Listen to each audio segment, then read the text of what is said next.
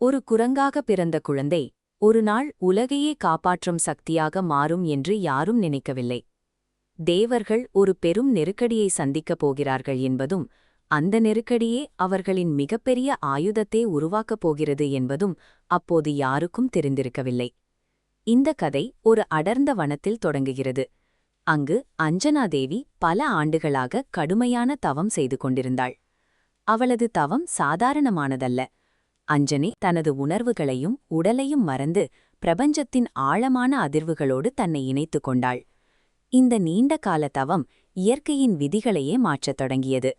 அந்த பெண்ணின் வயிற்றில் வளரத் தொடங்கிய கரு இனி வரப்போகும் பெரும் மாற்றங்களுக்கான ஆரம்ப புள்ளியாக அமைந்தது. 3 பிரபஞ்ச ஆற்றல்கள் ஒன்று சேரும் அபூர்வ நிகழ்வு இது. சிவனும் வாயுவும் அஞ்சனையும் இணைவதை இந்த வரைபடம் காட்டுகிறது. முதலில் சிவன் தனது ஆற்றலின் ஒரு பொறியை வெளியிட்டார். அது கட்டுப்படுத்த முடியாத சக்தி. அந்த சிதறலை வாயு பகவான் தனது வேகத்தால் தாங்கி பிடித்துன் காற்றில் அதிர்வாக மாற்றி அஞ்சனையின் கருப்பைக்கு கொண்டு சேர்த்தார். இப்படியாக ஹனுமான் பிறந்தார்.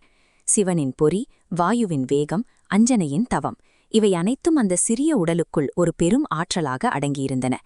இந்த தனித்துவமான சேர்க்கையால் ஹனுமானின் உடலில் சாதாரண உயிரினங்களுக்கு அப்பாற்பட்ட திறன்கள் குவிந்திருந்தன. அந்த ஆற்றல் விழித்தெழுவதற்கு ஒரு சிறு தூண்டுதல் மட்டுமே தேவையாக இருந்தது. குழந்தை ஹனுமானுக்கு தனக்குள் இருக்கும் இந்த அளப்பரிய வலிமையைப் பற்றி எந்த புரிதலும் இல்லை. அவர் காடுகளில் ஓடி விளையாடும் ஒரு சாதாரண குழந்தையாகவே வளர்ந்தார். ஒருநாள் அதிகாலையில் பசியோடு இருந்த ஹனுமானின் கண்கள் வானில் ஜொலிக்கும் சூரியன் மீது விழுந்தது. அது ஒரு பழுத்த சுவையான பழம் என்று அவர் தவறாக நினைத்தார். அந்த பழத்தை பறிக்க ஒரே தாவலில் புவியீர்ப்பு விசையையே முறியடித்தார். மேகங்களை கிழித்துக்கொண்டு விண்வெளியின் ஆழத்திற்கு அந்த சிறு உடல் பாய்ந்தது. விண்ணுலகிலிருந்த தேவர்கள் இதை பார்த்து அதிர்ந்தனர். ஒரு சிறு குழந்தை சூரியனை நோக்கி இவ்வளவு வேகத்தில் வருவதை அவர்களால் நம்பவே முடியவில்லை.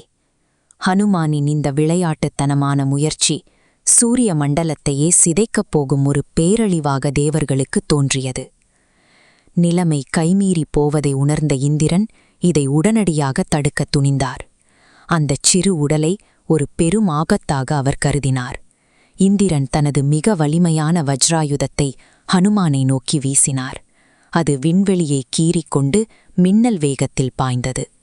அந்த ஆயுதம் குழந்தையின் தாடையில் பலமாக தாக்கியது. ஹனுமானின் வேகம் தடைப்பட்டு மயக்கமடைந்த நிலையில் அவர் மீண்டும் பூமியை நோக்கி விழுந்தார். இந்த வரைபடத்தில் பிரபஞ்சத்தின் காற்று எப்படி மறைந்து போவதை பாருங்கள்.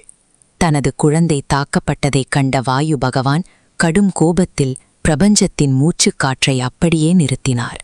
சூரியனை பாதுகாக்க நினைத்த இந்திரனின் ஒரு செயல் ஒட்டுமொத்த உயிரினங்களின் மூச்சையும் நிறுத்தும் நிலையை உருவாக்கியது. காற்றில்லாமல் உயிர்கள் துடித்தன.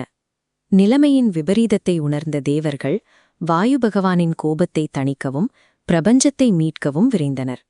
ஹனுமானை மீண்டும் எழுப்ப வேண்டிய கட்டாயம் தேவர்களுக்கு ஏற்பட்டது. ஆனால் அது சாதாரணமான ஒரு நலம் விசாரிப்பாக மட்டும் இருக்க முடியாது என அவர்கள் உணர்ந்தனர். ஒவ்வொரு தேவரும் அந்த சிறுவனுக்கு தங்களின் தனித்துவமான வரங்களை வழங்கினார்கள். இறப்பே இல்லாத நிலை, அசைக்க முடியாத வலிமை மற்றும் அளப்பரிய ஞானம் என அனைத்தும் அந்த உடலில் குவிந்தன. ஒரு சிறு குழந்தையை தடுத்து நிறுத்தப் போடப்பட்ட அந்த வஜ்ராயுத தாக்குதல்தான் அவரை யாராலும் வெல்ல முடியாத ஒரு மகா சக்தியாக மாற்றியது. இன்னும் இப்படிப்பட்ட புராண ரகசிய கதைகள் வேணும்னா ஃபாலோ பண்ணுங்க.